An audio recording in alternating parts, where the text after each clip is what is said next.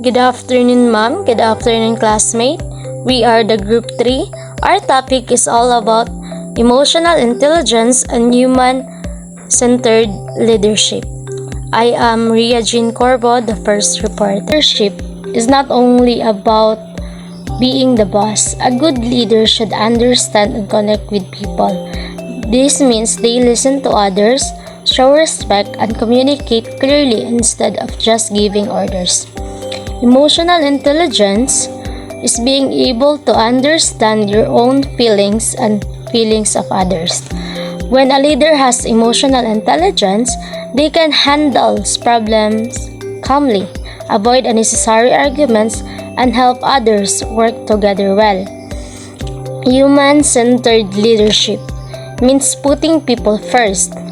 Leaders who follow this care about the needs and emotion of their team members. They support them and make sure everyone feels value. Emotional intelligence is the ability to recognize and understand your own emotions and the emotion of other people. It also means being able to control your reactions and respond in a calm and positive way. Example, in a group mates in the class report. One of your group member named Mark gets frustrated because he feels like the group is not listening to his ideas. So when a person has a emotional intelligence, he must notice that Mark is upset, like recognizing emotions, trying to understand why he feels that way, understanding his emotions. Talk to him calmly and listen to his concern, like managing his emotions. Then help the group together respectfully, positive, influencing to others. Daniel Goleman. So, Daniel Goleman is a psychologist who explained that emotional intelligence is made up of 5 main parts, such as self-awareness, self-regulation, motivation, empathy, and social skills. Self-awareness means understanding your own emotion, strength, and weaknesses, and knowing how your actions affect other people. It helps you control your behavior and make better choices. So in leadership, a self-awareness leader know how to stay calm even when facing problems. They think carefully before making decisions and understand how their attitude can influence their team. Because of this, they can create a positive and respectful environment. Say for example, Satya Nadella, the CEO of Microsoft, is a good example of a self-awareness leader. He practices mindfulness, which means he takes time to reflect on his thoughts and actions. By doing this, he learned how to treat others with empathy and kindness. His leadership helped change Microsoft culture into one that values understanding the team. Self-regulation means being able to control your emotions and actions, especially when you feel angry, stressed, or upset. It also means being honest, fair, and able to adjust when situations change. So in leadership, a leader who can control their emotions earns the trust of their team. When leaders stay calm and think before they act, they create a stable and positive environment. People feel safe and confident working with someone who stays composed even when things go wrong. So for example, Barack Obama is a great example of self-regulation because even during crisis, he stayed calm and focused instead of reacting with anger or fear. His ability to stay in control and think carefully before making decisions showed great leadership and emotional strength. Motivation is the inner drive that pushes a person to reach their goals, not just for money or rewards, but because they truly want to succeed and make a difference.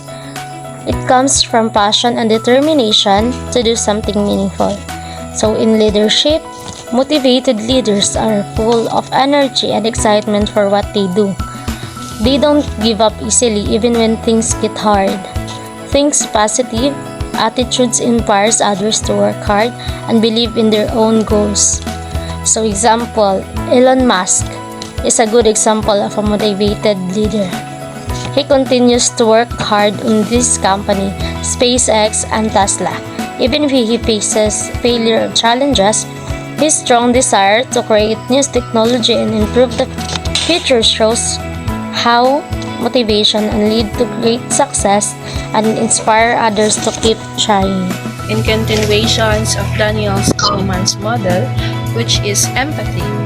Empathy is the ability to understand and share the feelings of others, considering others' emotions and decision making.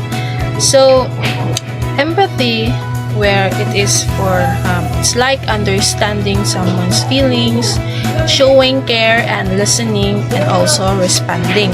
So, well, empathy is like trying to understand kung unsa ang na-feel sa usa ka tawo. So, example, I have a friend nga na-upset siya tungod kay nakakuha siya low grade. So, through empathy, it's like trying to see why they feel that way. Instead of saying nga, grado raman na, wala man na, di man na madala, di ba? Di man na basihan nga, di na basihan sa kung unsa ta. So, well, through understanding, dili lang kay kabalo ka nga sa di ay siya, then balibalaon lang nimo iya nga feel. So instead nga ingana di ay dapat i-comfort nimo siya, and syempre imong sabton iyang emotions or feelings, or dapat i-show nimo ang pag-care, and also to listen or respond sa ilang ipang-ingon. Dili kay nga imo lang baliwalaon ang feelings ang sa katawo. So, in leadership, empathetic leaders create supportive environments where people feel valued and understood. So, empathy in leadership is very important, where it creates a better environment sa workplace. Not just in the workplace, but also in your workmates. So, in leadership, or in empathy in leadership, it's also helping supporting the team members and listening to workers. So helping is like kung asa sila ga struggle, so you need to support them and also to listen to their mga ideas. And there are example which is si Jacinda Ardern, which is a former Prime Minister of New Zealand. So, showed deep empathy in her response to national tragedies, earning global respect for compassionate leadership. So, by showing empathy sa iyang country, tungod sa iyang pag-care sa iyang country, not just in her country, but also people around the world respected her as a leader because of having care to anyone. So, which is naka-earn siya global respect for being a compassionate leadership through showing empathy to everyone. Skills. So, proficiency in managing relationships, building networks, and finding common ground with others. So, social skills, diba? Paan siya? Pag-socialize sa different people, or unsa pag-get along nimo, and also to make friends sa different places na imong adtuan. Like, if that environment kay a serious one, so you need to be serious food. And if that place nga also is a fun place, then you can act funny. Through it always depend pod sa mga environment na imong ma-encounter, unsa nimo pag-show imong social skills sa laing tawo. So social skills and leadership. So strong social skills help leaders communicate effectively, resolve conflicts, and foster collaboration. So, in leadership and social skills is very important. Nagyud, as a leader, you need to socialize with your workmates to build a better relationship with them, and also to build trust with each other. So, in leadership or social skills in leadership is also pag-help sa imong co-workers through talking to them or through communication. Communication yun is very important to everyone to have to be comfortable with each other. So also it fixing problems and help everyone to work together as a team. So through social skills, and it make people feel good, feel appreciated sa ilang mga works nga gipang buhat. So you lift them up if there is sometimes nga na mga issues or mga naga-feel nila nga na down sila through socializing. It's like makuha sila ba nga they are feel valued sa ilang leader.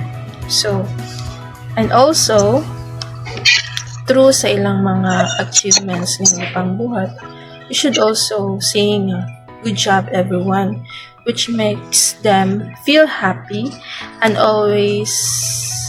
also away from the stress that they are feeling. So social skills in leadership is very important to communication and also to have a better relationship sa usag-usa. It's like building trust yun sa tanan.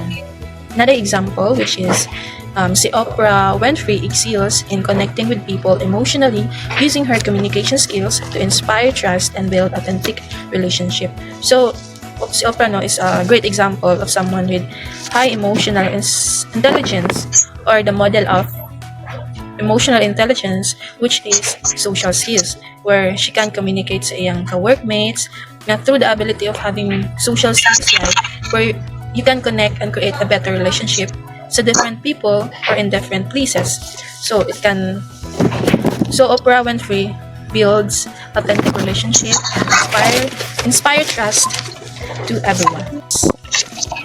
Why emotional intelligence matters in leadership? So, ay ang emotional intelligence naga-matter sa leadership. So, it is very important for leaders, which is nga makahelp sa ila nga to connect to everyone or to their team nga make good decisions, and also maka-create a positive work environment. So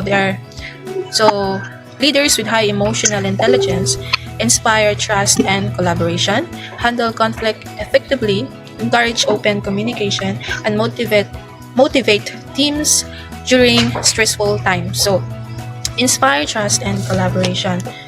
So, if those leaders with high emotional intelligence na makahandle in their own feelings or emotions put sa uban, then somewhat people can trust them, or your co-workers trust you effectively, and through that comes out with collaboration because everyone trusts each other.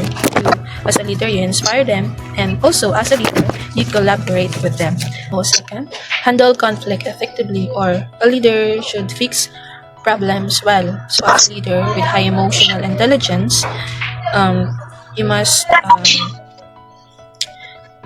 understand someone's feelings, talk to them, and also see everyone's sides and finds a better solution. Encourage open communication. So communication is very important to build a better relationship with anyone.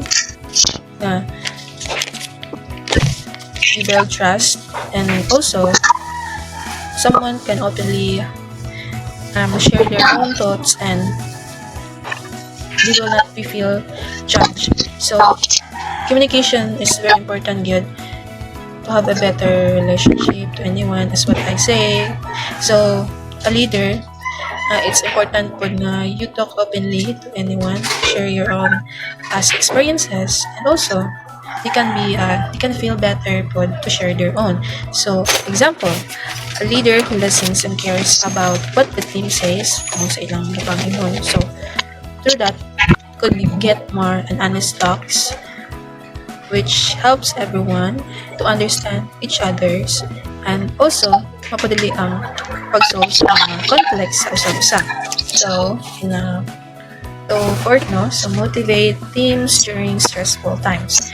So, leaders with high emotional intelligence, you should motivate your teams during stressful times. So being a leader, you can be a role model and also a good example that makes them motivated to work. So, in a workplace can be stressful. So, as a leader, leaders who understand feelings, notice and help the team by supporting and cheering them on. Continuation, what is human-centered leadership? So, human-centered leadership means putting people first instead of focusing on rules, targets, and control. So, this kind of leadership focuses on helping people grow, feel valued, and work together. Leaders practices this, they care about their team's feelings and well-being. They build trust and let people share their ideas, work with people, not just boss them around, and they act as mentors or guides, not just a decision maker. So, example, imagine a manager named Anna. Instead of just telling her team on what to do, she listens to their concerns, encourages new ideas, and helps them learn new skills. So, when mistakes happen, she uses them as a lesson instead of scolding them. So, this is one of the example of human-centered leadership. So, next is we have 4 principles of human-centered leadership. First, we have empathy. Empathy, understand and relate to people's emotions. So, this means trying to see things from another person's point of view. For example, if a team member is late on a task because of a family problem, instead of getting angry, the leader listens and offers help or flexibility. The second one is respect. So, respect value every individual's contribution. So, every person's ideas and work matter. So, no matter their position is. Example, a leader listens to a suggestion from a new employee and includes these ideas in team decisions. So, and the third one is empowerment. Encourage autonomy and growth. Good leaders trust their team to make decisions and take responsibility. Example, instead of micromanaging, a leader lets the team plan a project and supports them along the way. And the last one is trust and authenticity. So this means build psychological safety and lead with honesty and vulnerability. So leaders build an environment where people feel safe to speak up and be themselves. So, example, a leader admits when they make a mistake and encourages others to share honest feedback too. So, in short, human-centered leadership is about leading with heart, caring for people, trusting them, and respecting their ideas, and also helping them grow. So, when people feel valued, they do their best in work and the whole team succeeds. Intelligence form the foundation of human-centered leadership. Emotional intelligence enables leader to recognize team members' needs, communicate with compassion, foster collaborations and morale. Human-centered leaders apply emotional intelligence daily to inspire and guide others. Ang emotional intelligence ay binubuo ng pundasyon ng human-centered leadership.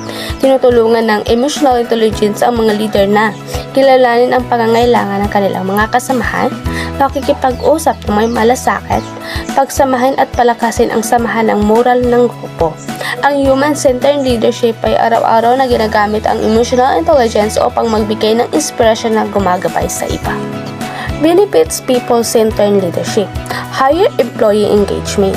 Increase innovation and creativity. improve communications and morals, lower turnover rates, sustainable organization success. Mga benepisyo ng people-centered leadership, pamumunong nakatuon sa tao.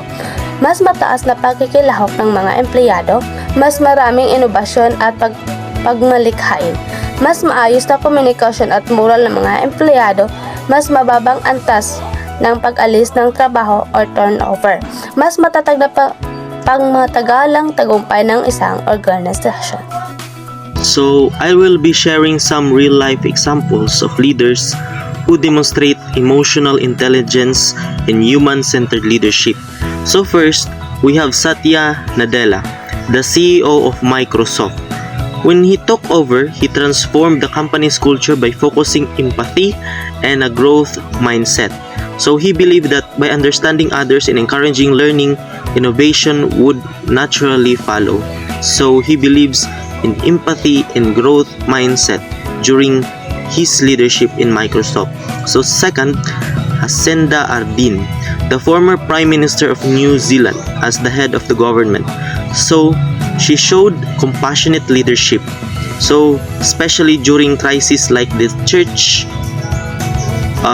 during the crisis of Christchurch tragedy and the COVID-19 pandemic. So her calm and empathetic approach earned her global respect. And lastly, Tony Hsieh, the late CEO of Zappos. So she built a company culture centered on happiness and employee empowerment. So she believed that when employees are happy and valued, they serve customers better, which leads to overall success. These examples show that emotional intelligence is not just a soft skill, it is a superpower leadership quality that drives positive result.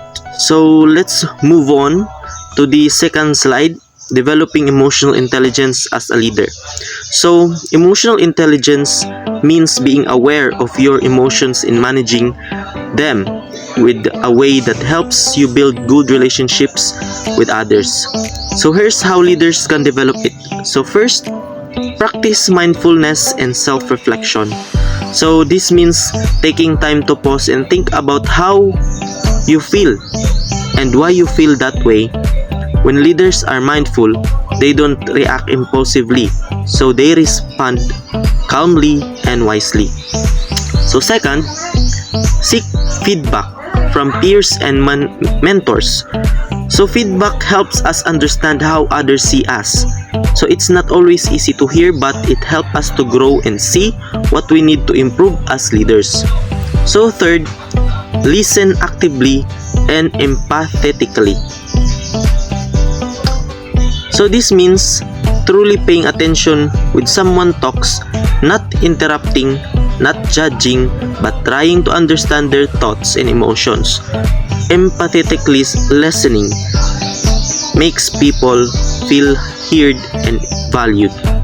So empathetic listening makes people feel heard and valued. So fourth, manage stress through self-regulation.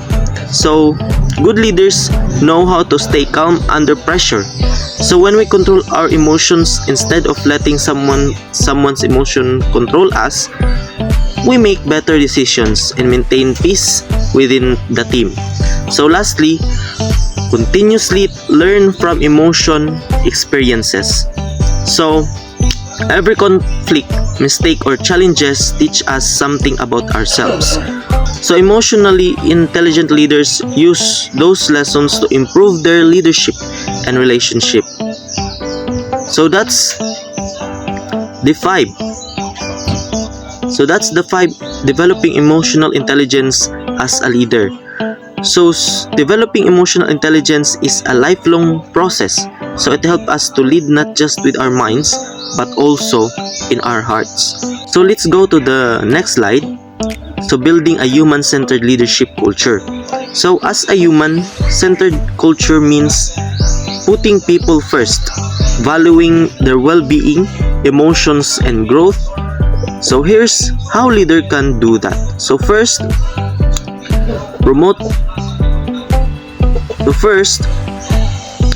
Promote can communicate, encourage everyone to speak up, share ideas, and express concerns without fear. So when people feel heard, teamwork becomes stronger. Second, recognize and collaborate contributions. Second, recognize and celebrate contributions. So a simple thank you or acknowledgement of someone's effort can boost confidence and motivation. Recognition makes people feel appreciated and valued. So third, provide growth opportunities. So great leaders invest on their people's development. So through training, mentorship, or giving new responsibilities, when employees grow, the organization grows too. So fourth, encourage collaboration, not competition. So instead of competing against each other, leaders should promote teamwork. So collaboration builds trust, strengths relationship, and help achieve their goals. So lastly, lead by example. Show empathy daily. People learn from what leaders do more than what they say. So when leaders are kind, respectful, and understanding, others are inspired to do the same. So by building a culture that focuses on people, leaders create a workplace where everyone feels safe, respected, and motivated to give their best.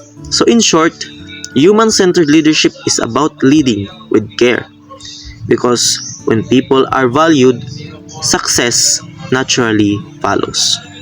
So that's all on my part of this report. So now, we are in continuation na nata sa challenging and practicing human-centered leadership. So, kining human-centered leadership is a type of leadership nga mas ginaon na ang welfare or well-being sa iyang member. So, we have this balancing empathy with accountability. Balancing empathy with accountability means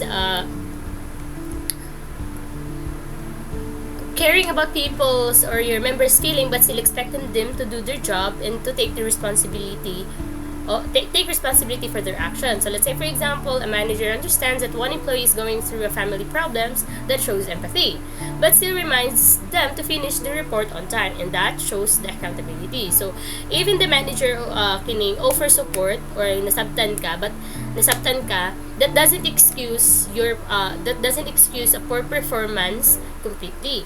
So next we have the managing diverse emotional needs. So this means learning how to deal different kinds of emotions and personality among people. Everyone can feel and react differently, diba? So you must adjust how you talk or respond to them. Okay, since in a one workplace, it is composed with different people with different sensitivity, with different perception, and with different everything, no? Like mga pinagdadaanan nila. So let's say ang isa nimo ka team member kay gana siya og direct na feedback, and then the other one is kanang medyo sensitive siya. So as a leader, you should know how to talk to the both of them. Maybe sa isa you need to be firm, and sa other one you need to be gentle, no? So that in that way of leading them, they would feel respected, diba? They would not feel neglected or parang wala sila ginasabot, diba? So next is we have this overcoming traditional hierarchical mindset. So it means that moving away from the old belief that ang boss is always right, or ang boss lang ang masunod, or only the higher position can speak up, diba? So let's say, for example, in the past, no, only the managers and the higher ranks na gud ang pwede maghimog decision or mag-share silang ideas. But karon, since modernized na even ang mga workplaces, so ang mga interns, junior staff, or kining mga lower ranks karon can share their ideas during meetings and can actually their ideas usahay ma-implement gid siya or gina-value gid siya. So in this way, no, kining pag-overcome nato ning traditional hierarchical mindset, no, maka-create siya og teamwork sa isa ka organization, not fear, no? Di sila mga mahadlok. So number 4, requires continuous emotional maturity and awareness. So it means that you need to keep growing emotionally, understanding how your own feeling put as a leader and how it affects others. So you must always learn, or you must always stay calm, kind, and self-aware even though sa mga tough na situation. Muna siya si human-centered leadership. So, let's say for example, a leader receives criticism. Criticism doesn't get angry or defensive. Wala siya na yung defensive or angry. Instead, naminaw siya, nag-reflect, nag-respond calmly. So, they understand that handling emotion wisely makes them a better person or a leader. No? So, next slide, we have the strategies to overcome challenges. No? So, number one is mag-provide ang imong company o kining leadership training, emotional intelligence leadership training. So let's say for example, maghatag ang company og mga workshop, i-teach ang mga manager unsaon pag-handle og stress, mag-communicate calmly, and mag-motivate sa iyang team kay para malesen ang conflict sa isang organization, tas mas magkasinabtanay sila. Next is encourage mentorship programs. So pair experience, i-pair nimo to mga experience dito sa mga younger or the new ones kay para makashare sila og ideas, guidance, and emotional support. And actually it can be reciprocal, no? The senior will learn from the junior, and the junior will learn from the senior kay since laylay na gid og mga knowledge ang mga sa unang nga type sa workplace, ay sa unang nga dynamic sa workplace ug sa karon. So, sunod is the foster a feedback-friendly environment. So, it is, this one is, a company or an organization should create or a culture or a workplace that everyone could give and receive a feedback without the fear of being judged, diba? So, where feedback is seen as a way to improve and not a criticism, no? So, example, ikaw as a leader, mangutana kasi mo ang member nga, what can I do better as your leader, no? This shows humility and encourage others to share honest opinion respectfully, no? So next is we have the model transparency and trust.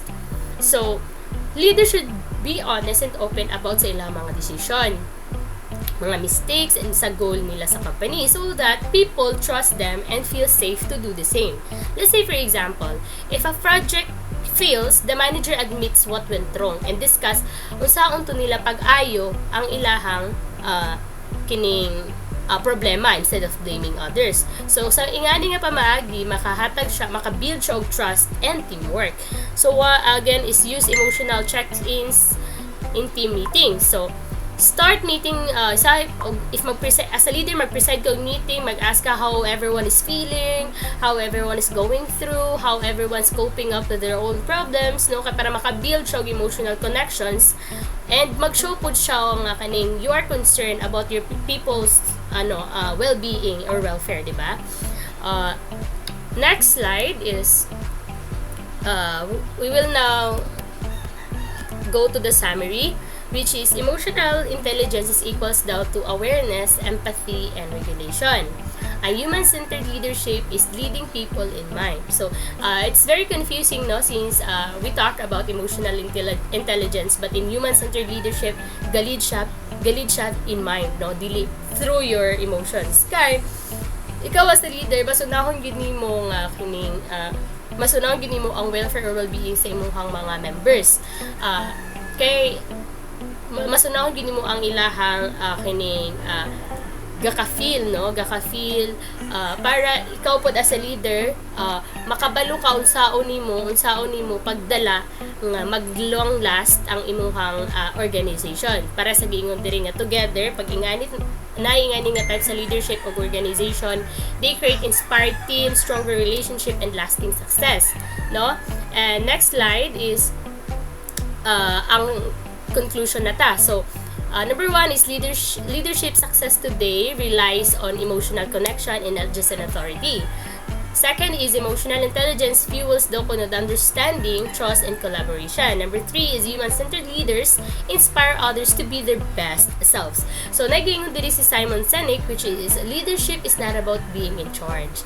It's about taking care of those in your charge, no? Nad ang pagiging leader daw kuno dili daw about si imuha nga leader ka. It's about sa imuhang members nga ginalid, no? So that wraps up our report about emotional intelligence. I hope you guys learned something, and God bless.